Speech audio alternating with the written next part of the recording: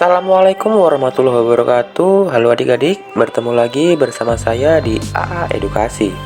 Pada video kali ini, kita akan sama-sama mempelajari materi dari ilmu pengetahuan alam, khususnya untuk kelas 7 tingkat SLTP sederajat pada semester 2. Materi video pada kali ini kita ambil dari bab 5 mengenai lapisan bumi, dalam submateri hidrosfer.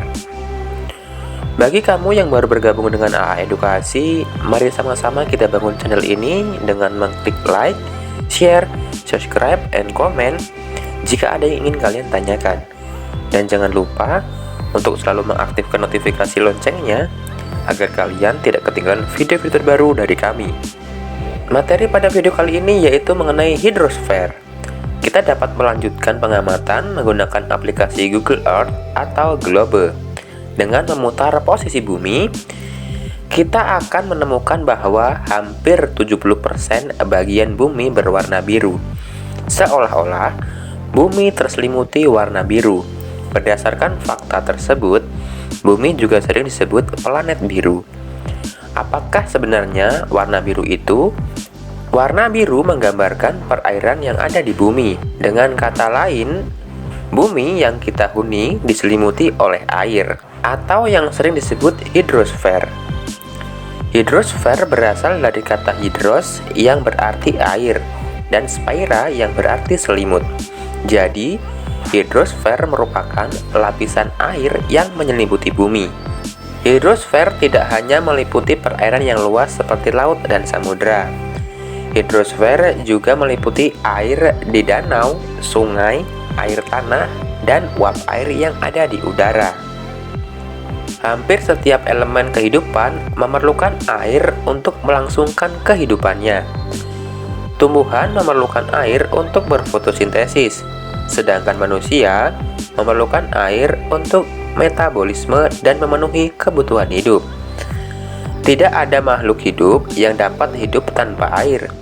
Jika semua makhluk hidup di bumi menggunakan air untuk melangsungkan kehidupannya, apakah air yang ada di bumi akan berkurang dan habis? Atau jumlah air akan bertambah karena adanya hujan?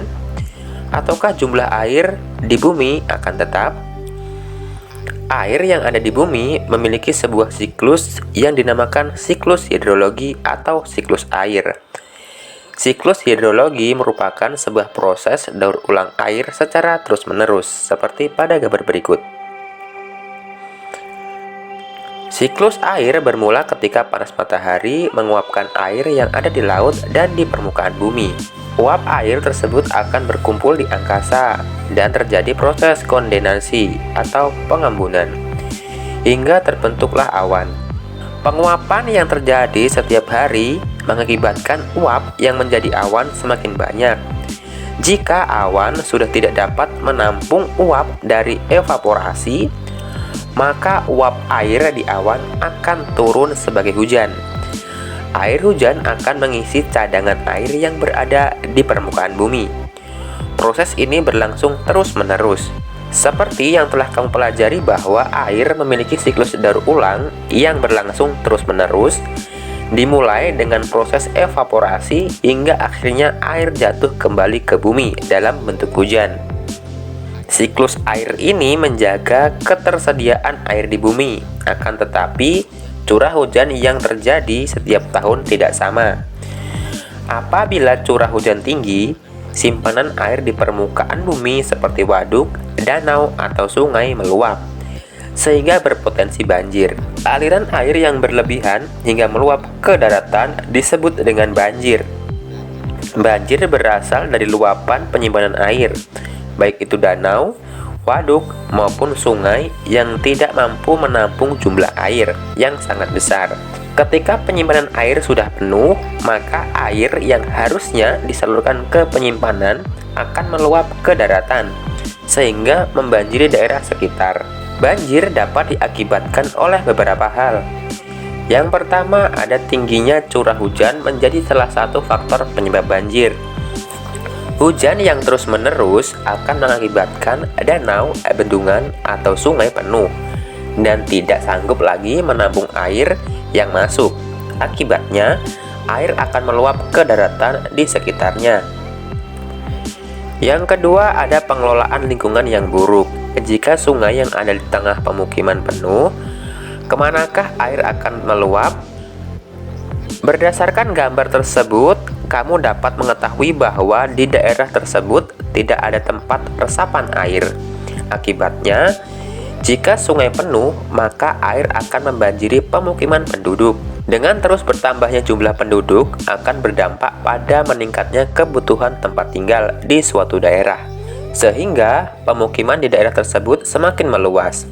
Akibatnya, daerah resapan air akan berkurang karena permukaan tanah terlapisi beton dan aspal yang tidak dapat menyerap air. Hal tersebut diperparah oleh penataan bangunan dan wilayah yang tidak memperhatikan sistem pembuangan air. Selain itu, kurangnya pepohonan yang dapat menyerap air juga menjadi penyebab terjadinya banjir. Yang ketiga, ada akibat perilaku manusia. Perilaku manusia yang membuang sampah di sungai atau saluran pembuangan air akan memicu terjadinya banjir. Sampah yang dibuang sembarangan akan menyumbat aliran air di sungai atau saluran pembuangan. Akibatnya, ketika hujan, air tidak akan mengalir. Air terus tertimbun di suatu tempat hingga akhirnya meluap dan menjadi banjir. Banjir yang melanda di suatu daerah dapat memberikan dampak yang serius. Dampak yang ditimbulkan oleh banjir meliputi kerusakan fisik hingga korban jiwa. Banjir dapat merusak bangunan seperti rumah, gedung, jalan raya, atau jembatan. Akibatnya, jalur transportasi terputus dan pengiriman bantuan darurat terhambat. Banjir juga dapat mengontaminasi sumber air bersih. Biasanya, banjir telah tercampur dengan lumpur. Dampak lain dari banjir adalah kerugian ekonomi yang besar.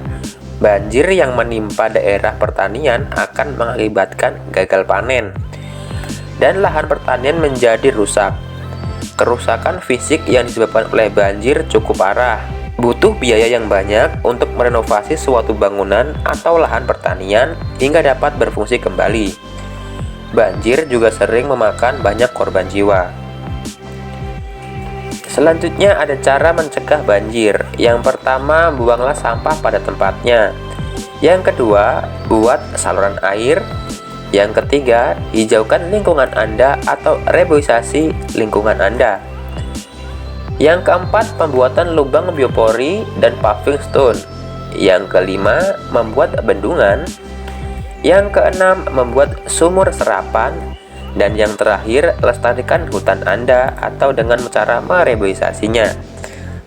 Nah, demikianlah materi yang dapat saya sampaikan. Materi pada bab 5 tentang lapisan bumi dengan submaterinya hidrosfer. Saya akhiri sampai di sini. Minta maaf jika ada kesalahan kata. Wassalamualaikum warahmatullahi wabarakatuh.